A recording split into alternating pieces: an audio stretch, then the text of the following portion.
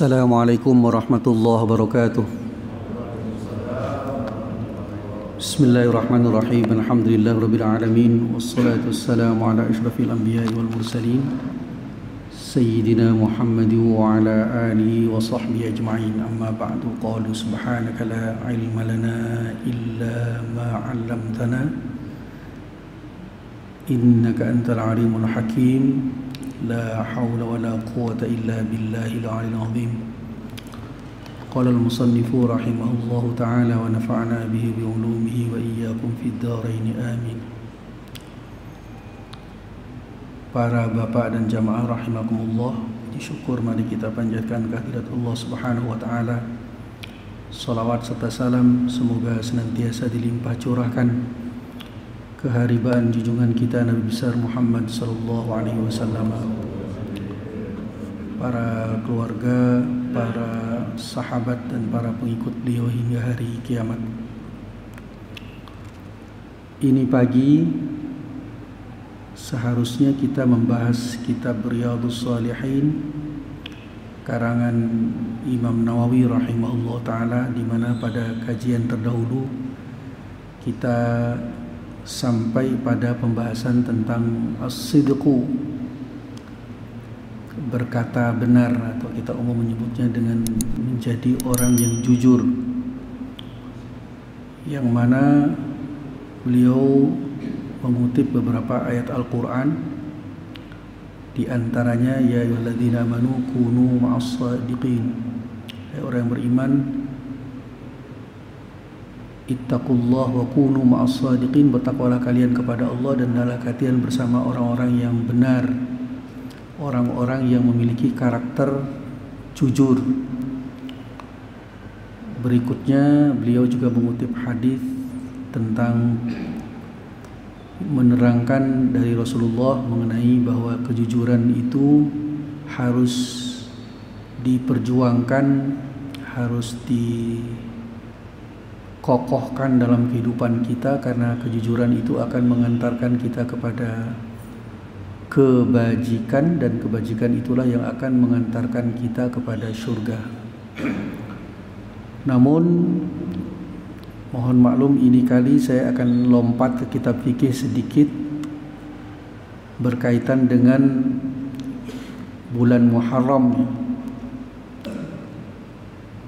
Kitab fikih yang saya maksud adalah kitab fikih I'anatul Talibin yang dikarang oleh Al-Allamah Abi Bakr, yang populer dengan sebutkan Sayyid Al-Bakri Ibnu Sayyid Muhammad Syata' Ad-Dimyati, ulama bermadhab Syafi'i yang menjadi rujukan para ulama kita terdahulu dalam madhab Syafi'i. Yang saya maksud dengan relevansi dengan bulan Muharram ini adalah menyangkut tentang amalan di 10 hari bulan Muharram, yang umum kita menyebutnya hari Ashura, hari yang ke-10 dari bulan Muharram.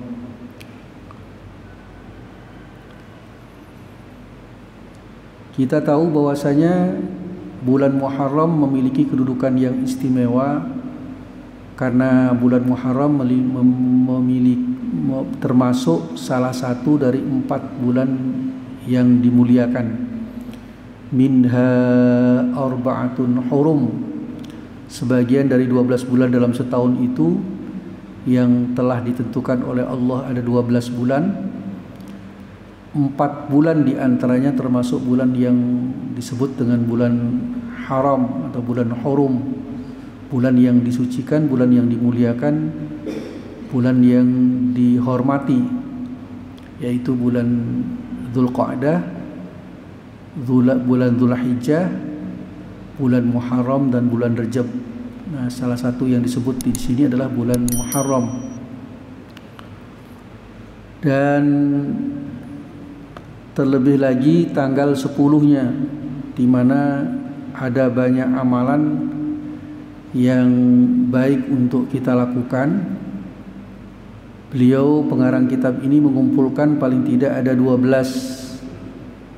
amalan yang bagus dilakukan pada hari ke-10 bulan Muharram, yang kalau kita mengikuti realita yang sekarang ini insya Allah nanti jatuhnya pada hari Kamis tanggal 19 Agustus. Jadi sekarang ini tanggal 4 Muharram, hari Jumat, nanti tanggal 10 Muharramnya jatuh pada hari Kamis 19 Agustus. Ya, sehari sebelum pekan depan. 12 amalan itu adalah as-salatu was-sawmu wasilatur rahimi was-sadaqatu wal-iltisalu wal-iktihalu wa ziyaratu alimin wa iyadatu maridin wa mashu ra'sil yatimi wa tawsi'atu 'alal 'iyali wa taqlimul adfari wa qira'atu suratil ikhlasi alfa marratin. Jadi yang umum disebut oleh para ulama, amalan-amalan yang ada di kalangan masyarakat muslim dari berbagai madhab, yaitu ada 12.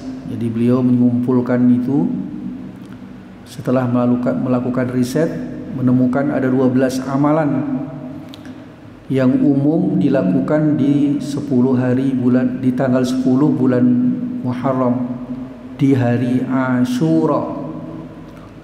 Amalan itu pertama sholat, yang kedua puasa, yang ketiga silaturahim, yang keempat sedekah, yang kelima mandi, yang keenam menggunakan celak atau cilak dalam bahasa kita di kepauan ini, yang hitam di alis di mata kita itu. Kemudian yang berikutnya menziarahi orang alim atau menziarahi guru, kemudian membesuk orang sakit, mengusap kepala anak yatim, kemudian melapangkan belanja keluarga atau melonggarkan jatah belanja keluarga, kemudian termasuk di dalamnya menggunting kuku, dan yang terakhir adalah membaca surat Al-Ikhlas 1000 kali. Jadi itu 12 amalan yang ditemukan oleh pengarang kitab ini dilakukan oleh umat Islam. Dan tentu sebagai seorang yang faqih, yang pakar dalam bidang fikih,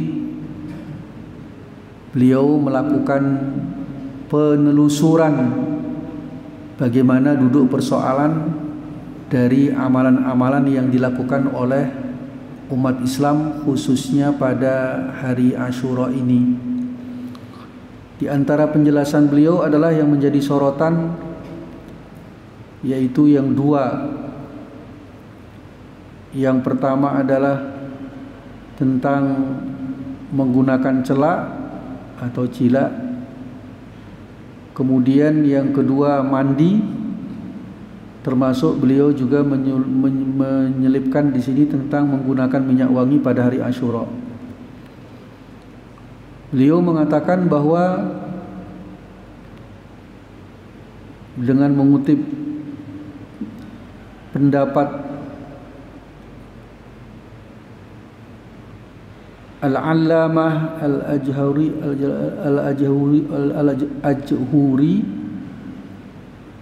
di mana Imam Hakim mengatakan bahwa dalil yang dipakai dalam hal menganjurkan orang untuk menggunakan cilak dan mandi di hari Asyura itu adalah dalil yang tertolak karena hadisnya hadis maudhu. Jadi artinya kita tidak menjadikan dua amalan ini menjadi amalan yang layak untuk kita lakukan di hari Asyura. Ya, walaupun kita tahu bahwasanya soal mandi maupun soal menggunakan cila memang dianjurkan dalam keadaan-keadaan tertentu, tentu itu kita lakukan tetap, tapi jangan dikhususkan dilakukan dalam rangka untuk menyambut hari Asyura karena dalilnya tertolak. Kemudian beliau juga menerangkan bahwa hadis yang kuat mengenai masalah amalan-amalan ini berkaitan dengan dua hal, yaitu tentang puasa hari Asyura dan kemudian at-tawassu' at-tawsi'ah 'alal 'iyal, yaitu berlapang-lapang terhadap belanja keluarga. Saya sering menyebutnya hari mentraktir keluarga kita dengan memenuhi sebaik-baik selera dari keluarga kita, yaitu orang yang menjadi tanggung jawab kita, apakah istri, anak-anak atau orang tua kita yang memang dalam keadaan yang tidak mampu atau yang mengalami keterbatasan di bidang ekonomi. Nah, kalau puasanya itu sudah jelas, ada riwayat yang menerangkan tentang bahwa puasa hari Arafah itu dapat menghapus dosa 2 tahun yang lalu dan tahun yang akan datang. Kemudian puasa Asyura dapat menghapuskan dosa setahun yang lalu. Jadi ini kalau hadis ini jelas sahih. Walaupun kemudian ada anjuran ulama, karena Rasulullah pernah punya rencana walaupun enggak kesampaian untuk membedakan dengan orang Yahudi, di mana mereka difardukan puasa pada hari Asyura. Kita umat Islam merespon itu dengan ikut berpuasa, tetapi Rasulullah ingin berbeda puasanya dengan pernah beliau merencanakan untuk andai kata saya hidup di tahun yang akan datang, maka saya akan puasa juga pada hari ke-9-nya yang disebut dengan istilah hari Tasu'a, hari yang ke-9 dari bulan Asyura, dari bulan Muharram maksud saya. Cuman memang karena beliau keburu wafat, tidak sempat melaksanakan puasa di hari yang ke-9 dari bulan Muharram ini.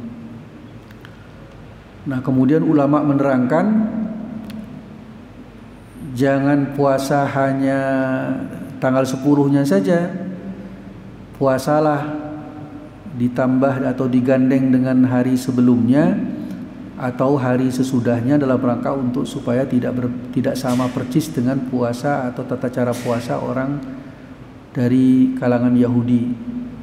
Jadi kalau kita ingin mengikuti pendapat ini, maka kita bagus puasanya hari Rabu 18 Agustus dan kemudian tentu tanggal 19-nya yang merupakan hari yang ke-10 atau tanggal 19 dengan tanggal 20 hari Kamis dengan hari Jumat digandeng. Tapi Imam Syafi'i di dalam kitab mengatakan bahwasanya jikalau yang bersangkutan atau kita ini hanya berpuasa pada hari Asyura-nya saja, Imam Syafi'i mengatakan la ba'sa, tidak mengapa. Jadi ada 2 paket lah atau 3 paket lah. Yang terbaik puasa tanggal 9 dan tanggal 10 hari bulan Muharram, atau tanggal 10 dengan 11 Muharram, menggandengkan tanggal 10 puasa 10 Muharram dengan tanggal 9 atau menggandengkan dengan tanggal 11-nya, atau minimal kita berpuasa di tanggal 10-nya saja yang disebut dengan puasa hari Asyura. Itu menghapus dosa setahun yang lalu. Nah, kemudian beliau mengatakan bahwa perkara yang 8 tadi 2 sudah jelas ditolak, yaitu mandi dan menggunakan cilak di mata. 2 yang dianggap paling valid, yaitu tentang puasanya hari Asyura dan berlapang-lapang urusan belanja keluarga. Sementara yang 8-nya ini nampaknya beliau belum tuntas menerangkan kepada kita, mungkin risetnya belum tuntas. Beliau hanya mengglobalkan saja. 8 yang sisa ya salat, kemudian menggunting kuku, silaturrahim, sedekah, menziarahi orang alim, membesuk orang sakit, mengusap kepala anak yatim, kemudian menggunting kuku dan membaca surat Al-Ikhlas 1000 kali. Ini beliau hanya mengglobalkan sebagian dari yang 8 itu ada yang bersandar kepada hadis dhaif, sebagiannya juga ada yang berstatus hadis mungkar maudhu. Cuman tidak dijabarkan secara rinci mana yang dhaif itu, mana yang maudhu itu. Tetapi kalau kita menyandarkan kepada kalimat beliau sebelumnya, tentu kita akan mengatakan secara umum bahwa di luar dari yang 4 tadi, yang 8 ini ada bagian yang baik untuk kita lakukan, ada juga yang tidak perlu kita ngotot untuk kita lakukan. Ya, karena lagi-lagi bulan haram atau bulan yang dimuliakan oleh Allah, termasuk bulan Muharram, kita memang dianjurkan melakukan berbagai macam amal kebaikan. Jadi artinya mengusap kepala anak yatim ya bagus-bagus saja, kemudian silaturahim kepada guru bagus juga, membesuk orang sakit bagus juga. Andai kata yang paling penting buat kita tidak dispesifikkan di hari Asyura, tapi kita bertabarruk kepada bulan Muharram yang masuk bulan yang dimuliakan, maka segala amalan yang baik itu menjadi bernilai untuk kita lakukan. Tapi jangan dikhususkan, wah ini karena hari Asyura kita sholat ini yuk, atau kita membaca seperti ini yuk. Tidak seperti itu. Tapi niatkan saja kita tafaulan terhadap kemuliaan bulan Muharram yang merupakan salah satu dari 4 bulan yang dimuliakan oleh Allah. Kalau kita tarik ke sana, maka seluruh amalan ini ya termasuk amalan yang baik. Sholat baik, puasa baik, melapangkan keluarga baik, menziarahi orang alim baik, kemudian membesuk orang sakit baik, mengusap kepala anak yatim baik, dan seterusnya yang 12 tadi disebut itu baik.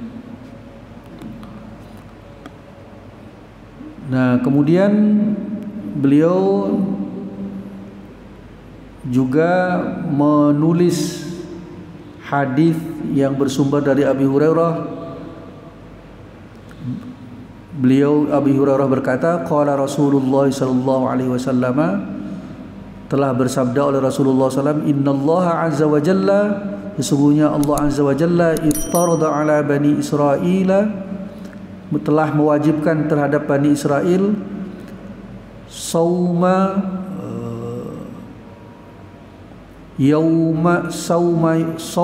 yaumin fis sanati, puasa 1 hari di setiap tahun. Wahwa, dan bermula dia puasa yang 1 hari dalam setahun itu yaumu Asyura, yaitu hari Asyura. Wa huwal yaumul ashiru minal muharrami, dan yang disebut dengan hari Asyura itu adalah hari yang ke-10 daripada bulan Muharram. Fasumuhu, maka berpuasalah kalian pada hari itu. Ini yang diarahkan perintah puasa oleh Rasulullah kepada kita, berpuasalah kalian pada hari itu.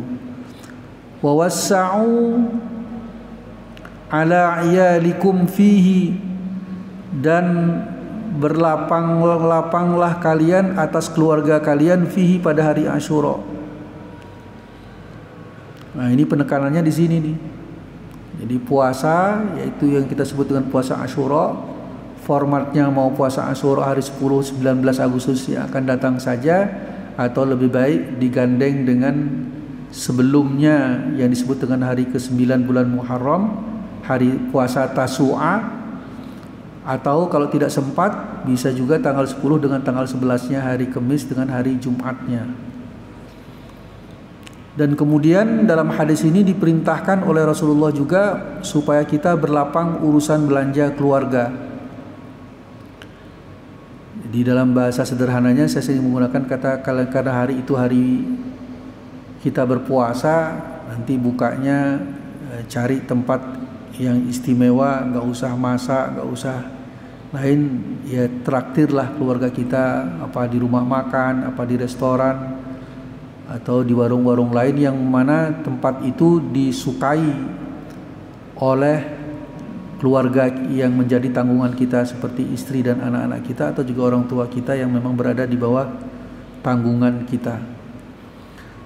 Jadi ini yang banyak diamalkan orang. Kenapa? Karena yakin betul dengan hadis Nabi ini, di mana Rasulullah melanjutkan dalam hadisnya, fa innahu, maka sesungguhnya man wassa'a fihi ala iyalihi wa ahlihi min malihi. Ini penekanannya di sini, siapa orang yang melapangkan belanja keluarganya pada hari Asyura atas urusan keluarganya dari harta yang dimilikinya, maka kata Rasulullah, wassa'allahu alaihi sa'ira sanatihi, maka Allah akan lapangkan atas urusannya itu orang sepanjang tahunnya. Ini fadilahnya. Jadi jaminan dari Rasulullah, dan ini termasuk riwayat yang sahih menurut pengarang kitab ini. Maka siapa orang yang berpuasa pada hari Asyura itu, kemudian dia berupaya untuk menyenangkan keluarganya, orang-orang yang menjadi tanggungannya di hari itu, sehingga lapang, senang, tenang, gembira, ya seperti merasa hari gembira lah. Makanya diistirahatkan saja istri kita yang rutin mengerjakan sesuatu, sudah nggak usah ngapa-ngapain, kita toh puasa, nggak usah masak, nggak usah nyapu, ini santai saja, nanti sorenya kita buka di mana. Maka jaminan dari Rasulullah adalah Allah akan lapangkan urusan orang itu setahun penuh yang akan datang. Jadi baik untuk ini kita amalkan. Dan saya sendiri sudah cukup lama mengamalkan tradisi ini, yaitu puasa di hari Asyura plus melapangkan menraktir keluarga. Saya sering menyebutnya dengan istilah hari traktir keluarga. Ya walaupun amalan-amalan yang lain yang saya sebut sebelumnya itu juga penting untuk kita lakukan, silaturahim, bersedekah, menziarahi guru, membesuk orang sakit, mengusap kepala, ini baik-baik sajalah itu kita lakukan, termasuk menggunting kuku. Apalagi nanti tanggal 9 Muharram itu juga merupakan hari Kamis, yang dalam tuntunan adab Jumat yang besoknya kita akan melaksanakan sholat Jumat itu sangat baik kita berbersih-bersih, termasuk menggunting kuku mulai dari hari Kamis.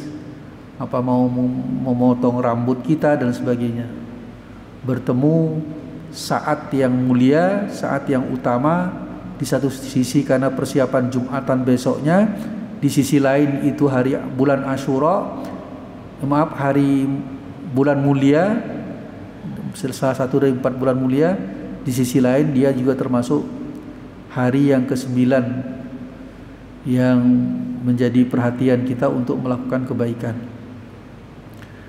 Nah, kemudian tentu kita juga sudah mendengar bahwa hari Asyura ini banyak prestasi-prestasi yang terjadi, dari yang namanya Allah terima taballahu fihi ala Adam fa asbaha safiyan Adam Allah terima taubatnya setelah sekian tahun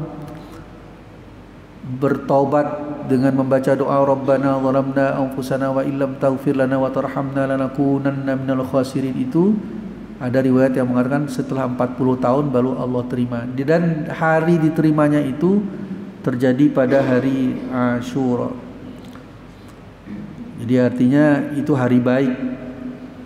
Wa rafa'a fi Idris makanan aliyan, dan Allah angkat malaikat Nabi Idris ke tempat yang tinggi, ya, dimasukkan ke dalam surga, juga terjadi pada hari Asyura. Nabi Idris ini kan ceritanya masuk ke surga kemudian gak balik-balik lagi.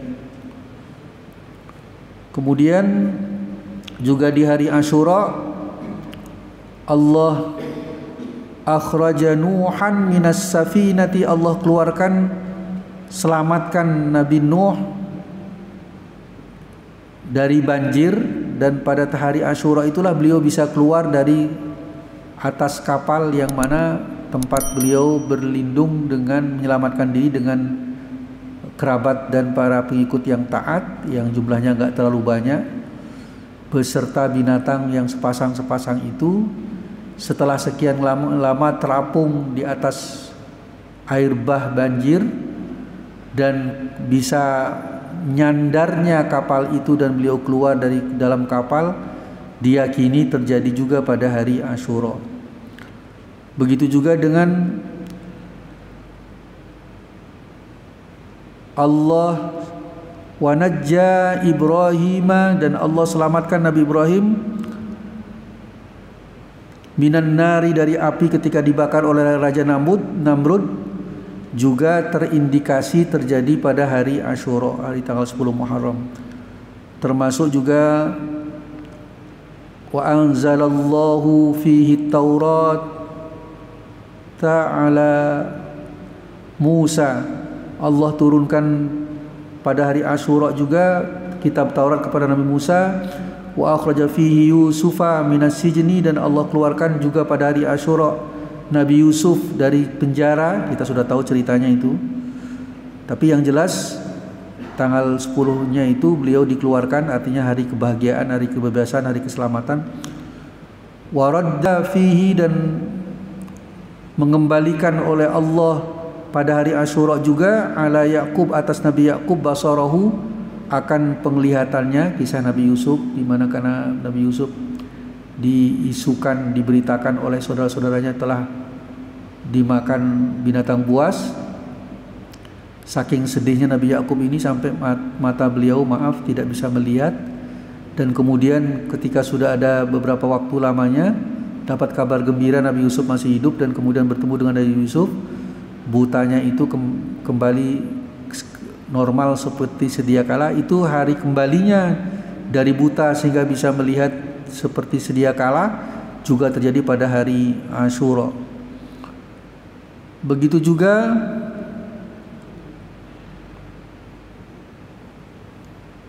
wa kasyafad durra an Ayyuba,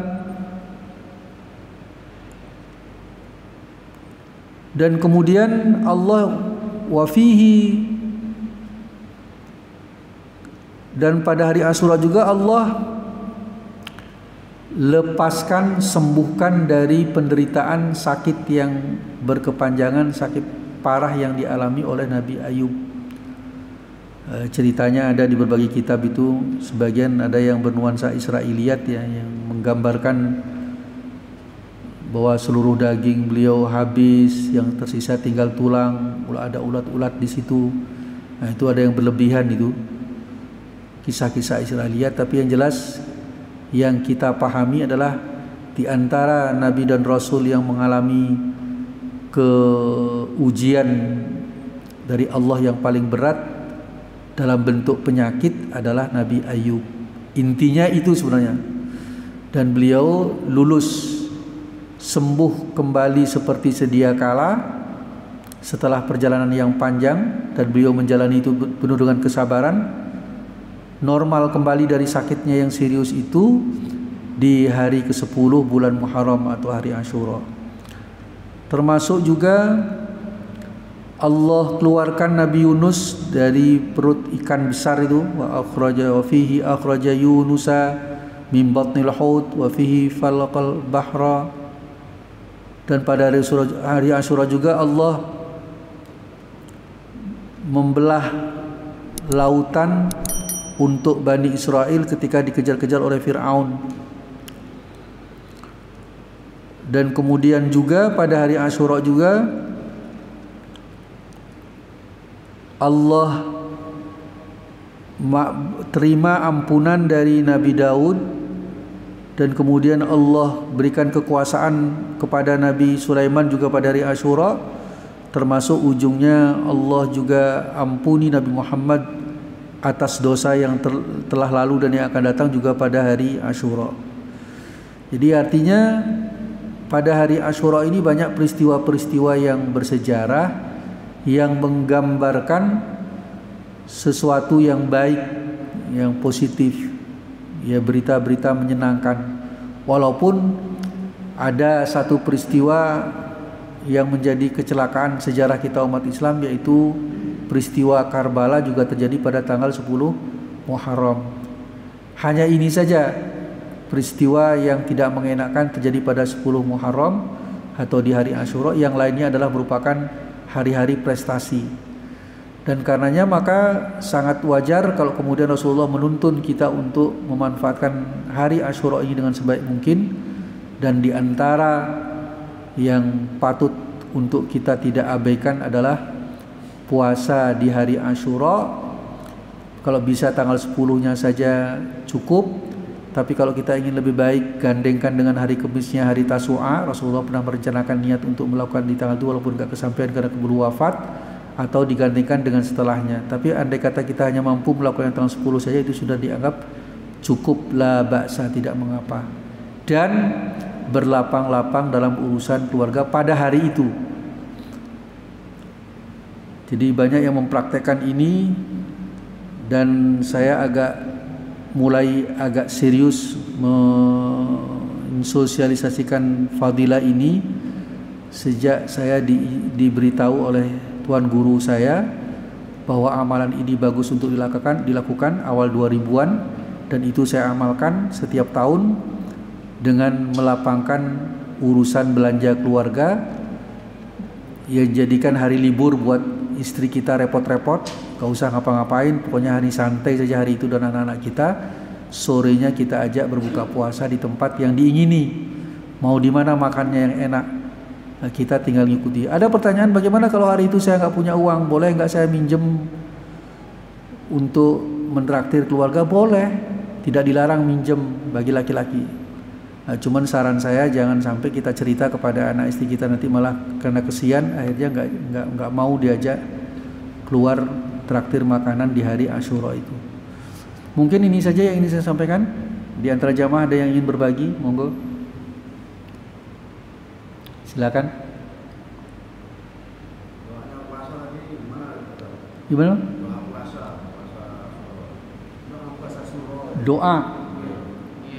Niatnya aja pakai bahasa kita saja. Saya puasa sunnah hari Asyura besok karena Allah Ta'ala, gitu aja udah, pakai bahasa kita aja.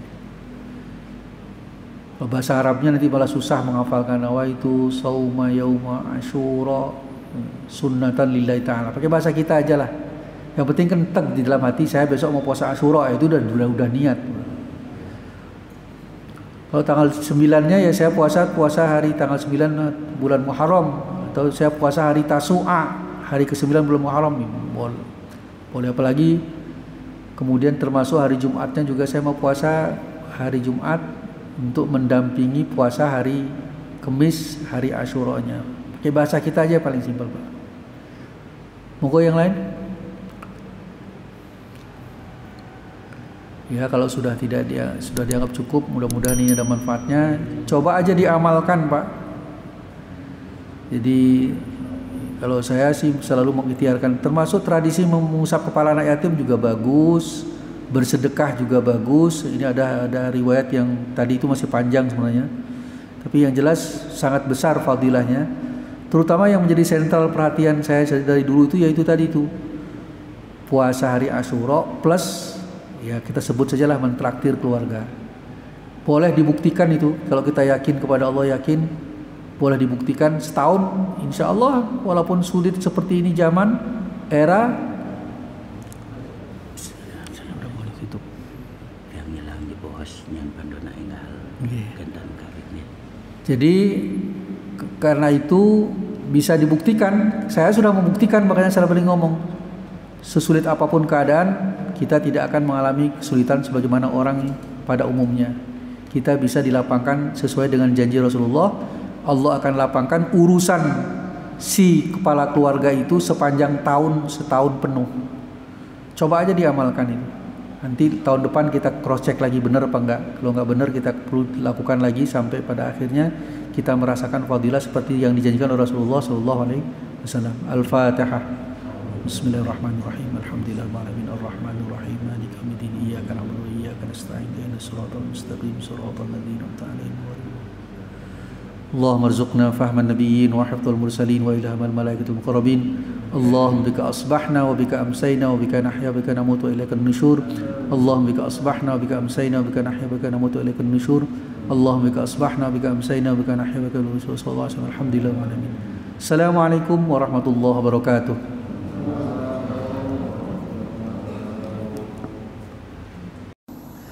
قد كفاني علم ربي من سؤالي واختياري فدعائي وابتهالي شاهد لي بافتقاري